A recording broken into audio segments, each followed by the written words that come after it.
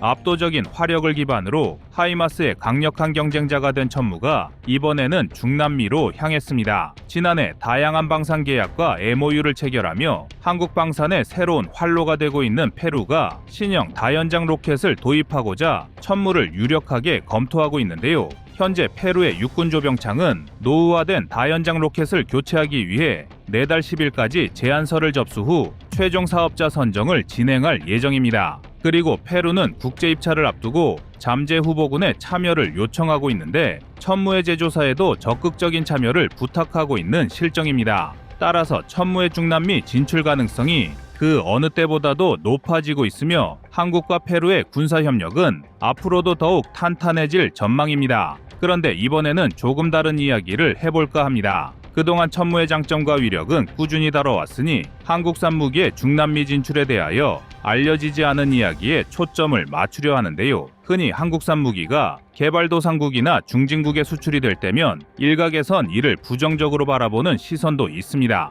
방위산업 시장에서 상대적으로 주목을 덜 받는 지역에 무기를 판매하면 그다지 한국에 큰 도움이 되지 않는다는 시각이 있는 것도 사실입니다. 물론 유럽 등 경제 여건이 좋고 방위산업에서 핵심 위치에 올라선 국가들에게 한국 무기를 수출한다면 당연히 계약 규모도 훨씬 크고 대외적인 홍보 효과도 좋습니다. 일례로 미군 제식 사업에서 치열한 경합을 벌이면 사업을 수주하지 못하더라도 그 자체만으로 엄청난 홍보 효과를 누리며 다른 나라의 제식 무기 사업을 따내는 경우도 많습니다. 하지만 현재 한국방산의 성과를 자세히 들여다보면 페루의 이번 다연장 로켓 사업은 단순한 계약 규모 등을 떠나 새로운 전략적 가치를 창출할 수 있는 기회가 숨어 있는데요. 그래서 준비했습니다. 오늘은 천무의 페루 진출이 불러올 숨겨진 효과와 전략적 중요성에 대해 자세히 알려드리겠습니다.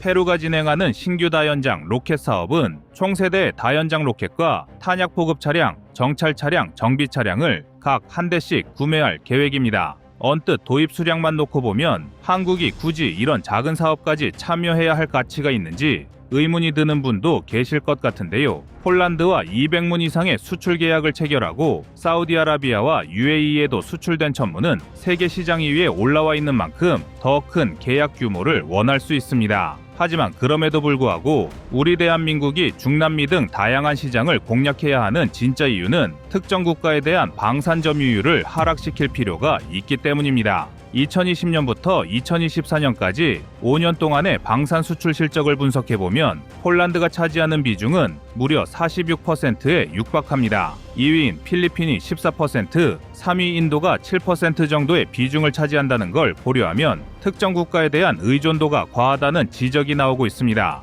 그리고 이러한 문제는 이전의 5년과 비교하면 더욱 두드러진다는 것을 알 수 있는데요. 2015년부터 2019년까지의 방산 수출 비중을 살펴보면 1위 영국이 17%, 2위 이라크는 14%, 3위 인도네시아는 13%의 비중을 차지하였습니다. 즉, 최근 5년 동안 특정 국가에 대한 의존도가 급격히 상승했음을 알 수 있는데 이처럼 폴란드에 집중된 한국 방산은 자칫 단번에 크나큰 위기를 맞이할 수 있습니다. 폴란드가 한국산 무기를 짧은 기간 동안 집중적으로 구매한 이유는 우크라이나를 침공한 러시아 때문입니다. 역사적으로 러시아의 군사 침공을 많이 받은 폴란드는 당연히 이러한 러시아의 행보에 두려움을 느끼고 군비 확장에 돌입하였으며 이 덕분에 빠른 납기를 앞세운 한국 방산에 좋은 기회가 찾아올 수 있었는데요. 하지만 반대로 국제정세 변화로 인해 폴란드가 국방정책 기조를 바꾼다면 우리 대한민국은 가장 큰 방산 고객을 잃을 수도 있습니다.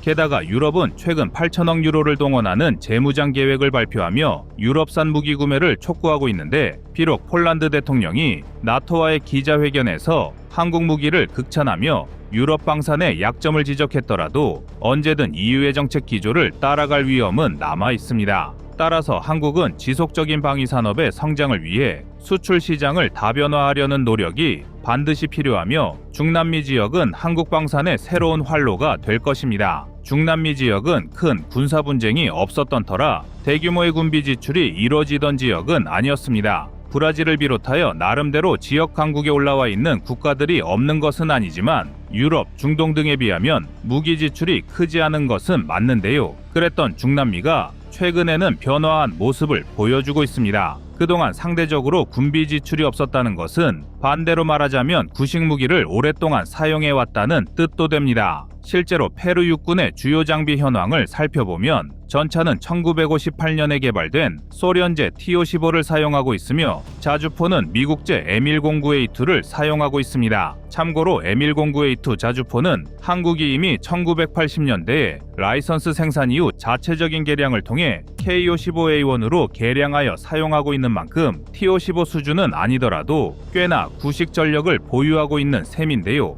여기에 다연장 로켓은 1960년대에 개발된 소련제 BM-21 계열을 사용하고 있어 분야를 가리지 않고 구식 무기를 운용하고 있습니다. 그리고 이러한 상황은 페루 이외의 나라도 마찬가지입니다. 최근 방산 전시회를 개최하며 한국 무기들을 전시한 콜롬비아는 제대로 된 전차와 다연장 로켓은 아예 없는 수준이나 다름없으며 아직도 견인포를 포병의 주력으로 사용하고 있습니다. 또한 우루과이는 다연장 로켓으로 BM-21을 체코가 개량한 RM-70을 사용하고 있으며 나름대로 중남미의 강국으로 손꼽히는 브라질조차 2세대로 분류되는 레오파르트 1 전차를 주력으로 사용하는 등 상당수의 중남미 국가들은 거의 박물관에서나 볼 법한 무기를 아직도 보유하고 있습니다. 하지만 이러한 구식 무기들은 대부분 2020년대에 접어들어 제대로 된 부품 수급이나 정비가 어려워 더는 억지로 사용할 수 없는 수준이 되었으며 이 때문에 다수의 중남미 국가들은 신규 전력 도입 사업을 적극적으로 추진하고 있습니다. 즉, 비록 계약 금액이나 도입 규모가 많지 않다고 하더라도 사업 수요는 꾸준히 이어지고 있다는 뜻이며 한국이 언제든 마음만 먹는다면 충분히 공략할 수 있는 곳이 중남미라 할 수 있는데요. 따라서 페루가 천무를 긍정적으로 검토하는 건 계약 규모를 넘어선 의미를 가지고 있는 것입니다. 한국이 페루와의 군사협력 증대를 통해 다양한 무기를 중남미에 공급하고 시장의 다변화를 시도한다면 폴란드에 집중된 방산 점유율을 분배할 수 있고 추가적인 시장 확대가 가능합니다. 현재 한국이 페루와 체결한 방산 계약은 도합 내척의 군함과 K808 장갑차 등이 있으며 지난해에는 K2 전차에 대한 계약도 타진했는데요. 아직 K2 전차 등은 총괄 계약 수준에 머물러 있어 구체적인 수량과 가격 등을 확정한 상황은 아니지만 협약을 이어나가고 있다는 점은 반가운 소식입니다. 이러한 상황에서 K2 전차와 천무가 각각 소량이라도 페루의 수출 실적을 올리며 새로운 파트너를 확보하면 한국 방산에 큰 도움이 될 것인데요. 사실 지금껏 수출된 한국산 무기 체계 중에서 다양한 나라와 대륙의 수출 실적을 올린 사례는 사실상 K9 자주포와 FA-50이 전부입니다. K9은 폴란드, 핀란드 등 유럽은 물론이고 기술 이전 방식을 차용한 튀르키예, 현지 공장 설립 등을 거친 호주 등 다양한 대륙과 나라에 여러 방식으로 수출된 실적을 가지고 있습니다. 그리고 FA-50은 유럽, 중동, 동남아 등에 수출되며 꾸준히 시장 확대를 이뤄왔습니다. 하지만 K2 전차는 폴란드 이외에 마땅한 수출 실적이 없었으며 천무도 폴란드를 제외하면 일부 중동 국가에 수출된 것이 전부였던 만큼 페루가 전차와 다연장 로켓을 구매해주면 그 사실 자체만으로도 큰 힘이 될 수 있는 것인데요. 추가로 한국 방산이 노릴 수 있는 시장은 중동과 북아프리카가 있습니다. 중동은 주로 한국의 청공투를 도입하면서 방산 협력 관계를 형성하고 있는데 전 세계에서 가장 많은 자본을 군사무기에 투자하는 나라가 집중된 지역인 만큼 앞으로도 한국 방산이 공략할 여지는 충분합니다. 여기에 그동안 한국군의 지상무기가 가진 약점이었던 엔진 문제가 국산화에 성공하면서 더는 유럽의 눈치를 살필 이유가 없어졌다는 것도 한국에는 호재입니다. 과거 한국은 K9 자주포를 중동에 수출하려 했으나 분쟁 위험 지역에 무기 판매를 엄격히 금지하는 독일이 파워팩 수출 허가를 내리지 않아 실패한 전례가 있는데요. 이제는 국산 파워팩을 장착하게 되면서 이러한 문제가 재발되지 않을 것입니다. 마지막으로 북아프리카의 방산 시장도 한국이 점유율 다변화를 위해 공략할 수 있는 지역입니다. 북아프리카는 이집트 등 지역 군사 강국들이 적지 않은 데다가 중동처럼 산유국이 많아 대규모 무기 도입이 흔하게 이루어지는 지역입니다. 이미 한국은 이집트에 다량의 K9을 수출한 전례가 있으며 최근 들어 모로코 등에서도 무기 도입 사업이 많아지기 때문에 중동과 함께 엮어 공략이 가능한 방산 시장인데요. 이렇듯 한국은 폴란드에 집중된 점유율을 낮추기 위해 여러 지역을 적극적으로 공략할 필요가 있습니다. 물론 언젠간 한국 방사는 미국과 유럽에 더 많은 무기를 판매하며 기술적 성과를 보여줄 날이 올 것입니다. 하지만 천리길도 한 걸음부터라는 말처럼 단계적인 성장을 간과해서는 안 됩니다. 그런 의미에서 우리 대한민국의 천무는 페루를 거쳐 전 세계로 수출될 것이며 끝없는 한국 방산의 성장을 응원하겠습니다.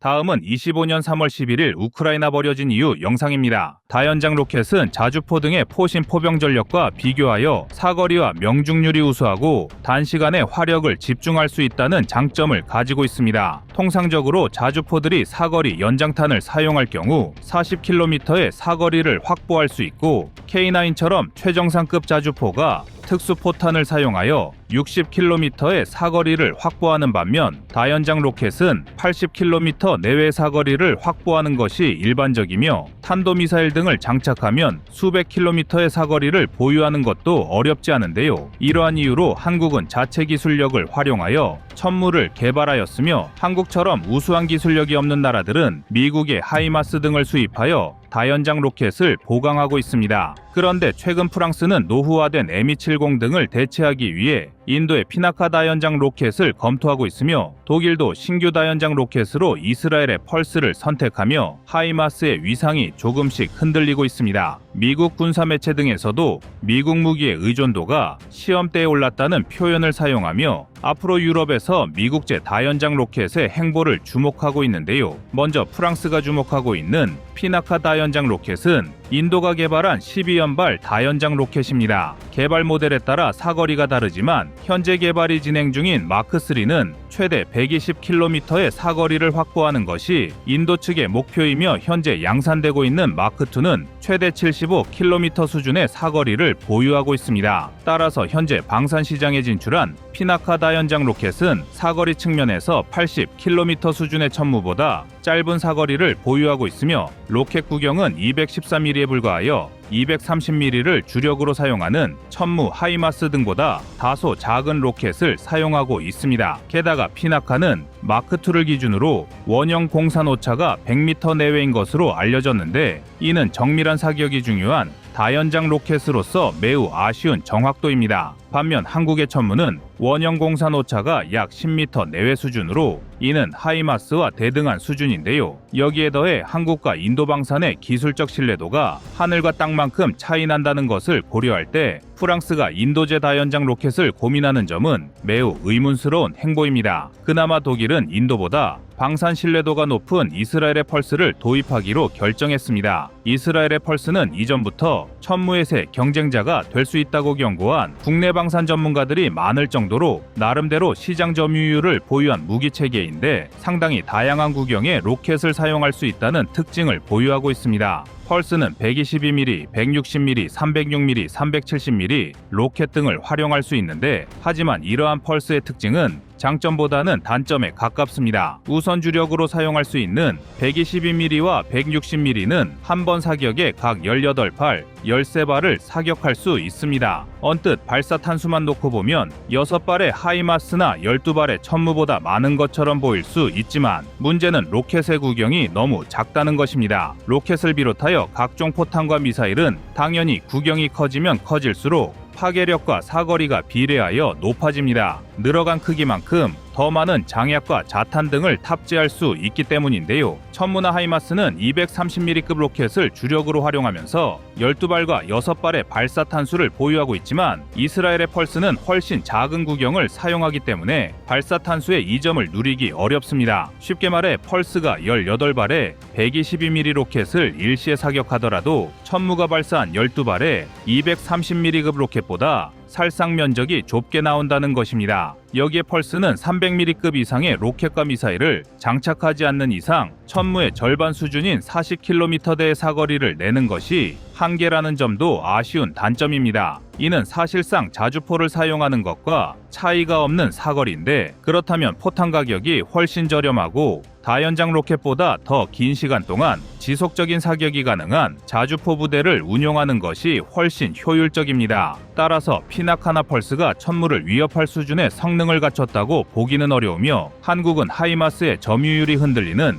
지금의 시점을 적극적으로 공략해야 합니다. 천문은 인도, 이스라엘 등이 개발한 경쟁 모델 대비 강력한 화력을 보유하고 있다는 장점이 있습니다. 천문은 한 번에 230mm급 로켓을 12발이나 발사할 수 있는데 구경과 발사 탄수 모두 우수한 다연장 로켓은 천무가 유일합니다. 미국의 하이마스는 한국과 동일한 구경의 로켓을 사용할 수 있지만 한 번에 발사하는 로켓이 6발에 불과하여 화력이 절반으로 감소합니다. 반대로 피나카와 펄스는 천무와 대등한 발사 탄수를 보여줄 수는 있지만 사용하는 로켓 구경이 자가 천무와 동일한 화력을 낼 수는 없는데요. 즉 천무는 하이마스의 장점과 다른 다연장 로켓의 장점을 모두 합쳐놓은 것과 다름없습니다. 여기에 더해 천무는 빠른 재장전이란 장점을 보유하고 있습니다. 천무는 자동화된 재장전 시스템을 도입하여 M270 MLRS보다 100초 이상 빨라진 160초의 재장전 시간을 구축하였습니다. 이는 하이마스와 동급의 재장전 속도인데 앞서 말씀드린 것처럼 천무는 하이마스보다 2배 더 많은 발사 탄수를 보유하고 있습니다. 그런데 재장전 시간이 동일하다면 이는 화력 지원의 지속성 측면에서 미국이 한국을 따라올 수 없다는 것을 의미합니다. 2배 더 많은 로켓을 동일한 속도로 재장전할 수 있도록 구현한 한국의 기술력이 새삼 놀라울 수밖에 없는데요. 더욱 놀라운 사실은 이스라엘의 펄스는 재장전까지 무려 10분의 시간이 필요하다는 것입니다. 엘빗 시스템즈에서 공식적으로 제작한 펄스 홍보 영상에서조차 2개의 포드를 모두 재장전하는데 10분이 소요된다고 기재해 놓았는데 과거 냉전 시기에 사용하던 다연장 로켓보다는 훨씬 빨라졌지만 최첨단 기술력의 신형 다연장 로켓을 기준으로는 매우 느린 재장전 속도를 가지고 있습니다. 한국도 과거 구룡을 사용하던 시절에는 모든 로켓을 하나씩 재장전했어야 하며 이로 인해 차탄 사격까지 한두 시간 이상의 시간이 필요했습니다. 하지만 최신 기술을 적극적으로 개발해온 한국은 고작 160초면 12발의 로켓을 다시 사격할 수 있는 천무를 제작하였으며 적은 2분 30초마다 축구장 세계 면적 9,000평이 초토화되는 것을 지켜만 봐야 합니다. 이처럼 천무는 화력 측면에서 현존하는 다연장 로켓 중 가장 우수한 성능을 가지고 있어 앞으로의 수출 증대를 더욱 기대하게 만드는데요. 여기에 활용 점정으로 천무는 자탄의 불발률이 미국조차 초월한 수준입니다. 하나의 큰 포탄이나 로켓 안에 수십, 수백 개의 자탄을 탑재하고 적을 타격하는 집속탄은 유럽에서 논쟁의 대상입니다. 자칫 불발된 자탄이 민간인 지역 등에 떨어지면 민간인 피해를 야기할 수 있어 비인도적인 무기라는 평이 많은 것도 사실인데요. 자탄의 불발률이 높으면 높을수록 아군은 제대로 된 화력 지원을 받지 못한다는 뜻이며 적은 피해를 최소화한 상태로 우리를 위협할 수 있으며 민간인은 불필요한 위협에 노출되기 때문에 작전의 효율성과 안전을 증대하기 위해서는 반드시 해결해야 할 문제입니다. 그리고 한국은 철저한 기술 개발과 꼼꼼한 제작 공정을 통해 미국보다 훨씬 더 우수한 불발률을 보유하고 있습니다. 그렇기 때문에 집속탄 문제에 민감한 반응을 드러내는 유럽을 상대로도 충분히 긍정적인 협상을 진행할 수 있으며 안보 위기가 고조되는 일부 유럽 국가들은 집속탄 금지 협약까지 탈퇴하며 군사력 보강을 중요하게 여기고 있는데요. 한국이 현저히 낮춘 천무자탄의 불발률은 전력 강화와 집속탄 금지 협약 사이에서 고민하는 많은 유럽 국가들에게 전략적 카드로 활용될 수 있습니다. 그동안 다연장 로켓 시장에서 철옹성 같은 위상을 자랑하던 하이마스가 독일, 프랑스 등에 의해 흔들리게 될 것이라 예상한 사람은 지금껏 아무도 없었습니다. 그러나 유럽 방산의 핵심 국가들이 각기 다른 다연장 로켓을 도입하면서 앞으로는 유럽 시장의 구도가 크게 흔들릴 수 있게 되었는데요. 폴란드를 거점으로 유럽 진출을 시작한 천무가 2025년에는 더 많은 수출 성과를 올릴 것입니다. 이상 꺼리튜브였습니다.